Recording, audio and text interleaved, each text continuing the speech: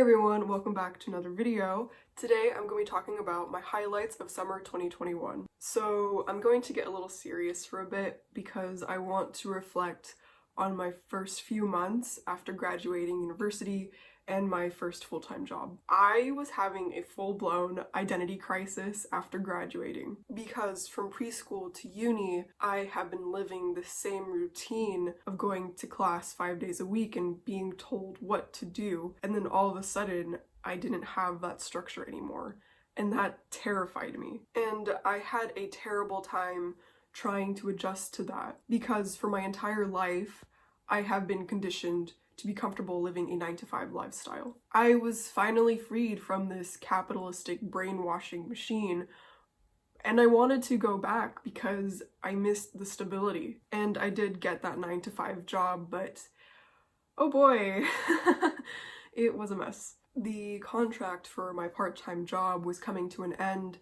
and my supervisor recommended me for a temporary full-time position. After graduating with my undergrad degree, I could expect entry-level jobs to be unpaid or a part-time minimum wage job. This full-time job is ranked as a service provider level 3, which to my understanding is the highest level. I learned a lot on this job, some really good things. I learned that I have reached the point in my life where I can make phone calls to strangers without dreading it for hours and practicing what I'm going to say over and over again. I have no idea what led to this development in my life, but I'm really proud of myself because phone calls are really terrifying for me. I also learned I do have the capacity and initiative to do these large-scale projects that I don't have experience in, especially because I had to do it by myself with minimal guidance. And I did really great, really great. Despite my success and just how proud I am of my work,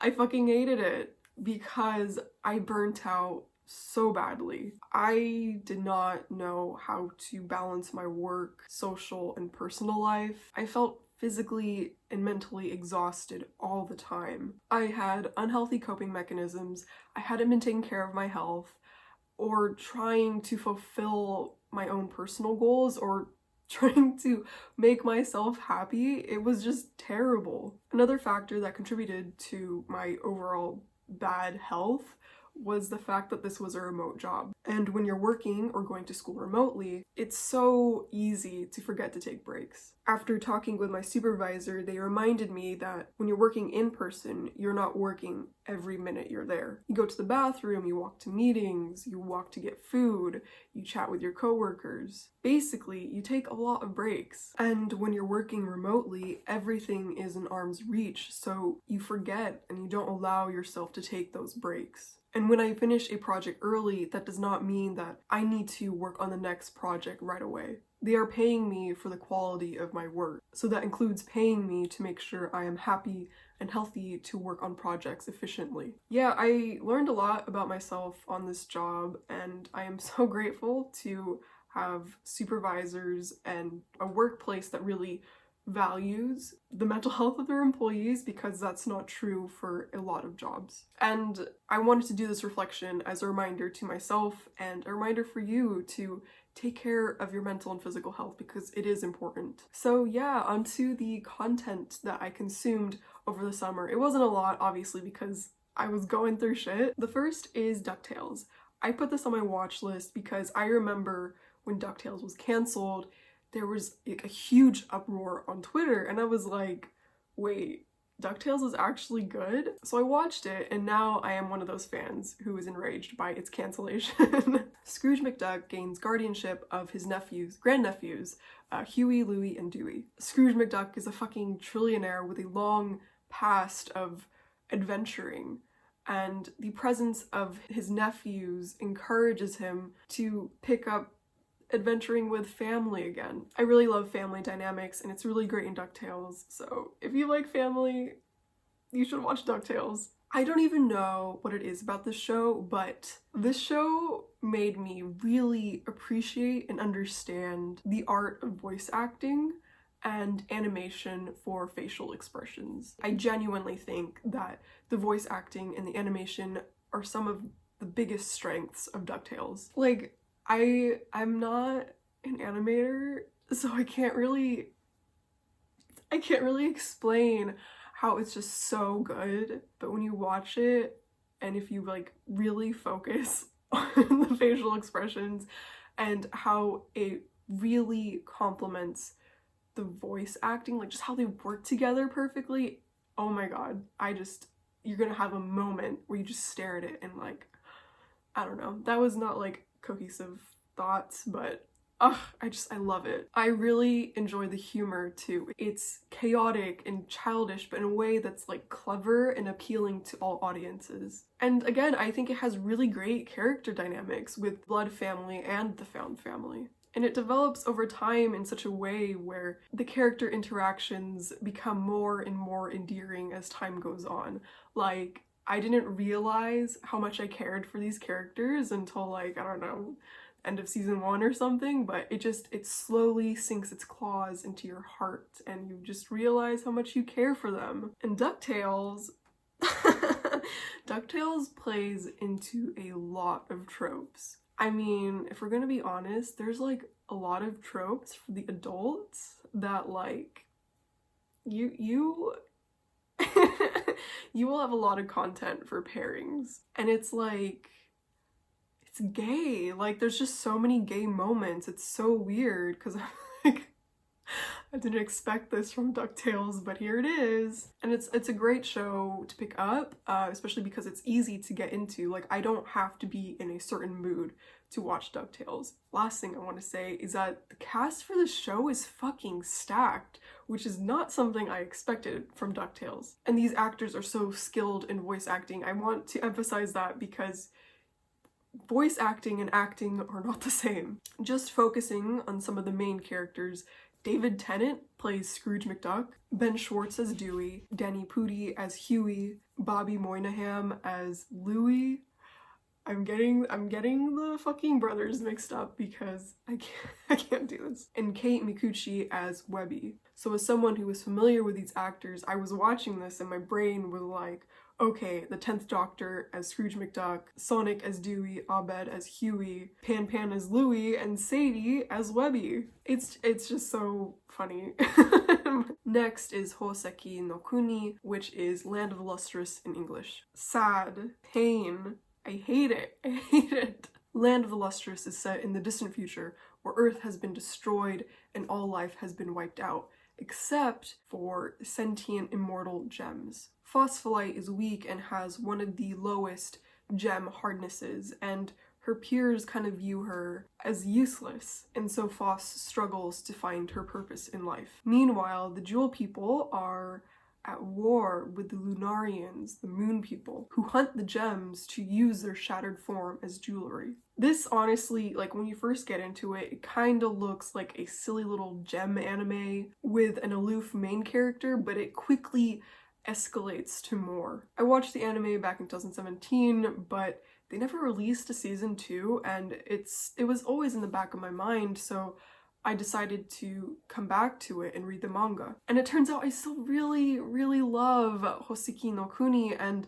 being able to go beyond what was in the anime was just so much fun. I really love the characters and just like the idea of like the gems and incorporating gem hardness into like the lore, and then also fighting the Lunarians. Like, the Lunarians are so fucking cool, and trying to figure out what the Lunarians are and what they're trying to do. The main highlight for me and what drew me to Hoseki no Kuni in the first place is the Buddhist imagery and references. Once you get caught up on the manga, I highly recommend you just go into this rabbit hole of theories and explanations of like all the Buddhist imagery and references throughout the series from like people who are actually familiar with Buddhism, because I really love religious imagery and it's so refreshing to finally consume a media that isn't Christian religious imagery. Something that didn't work out for me in the beginning, but I quickly fell in love with, is the art style. It's minimalistic and fully embraces this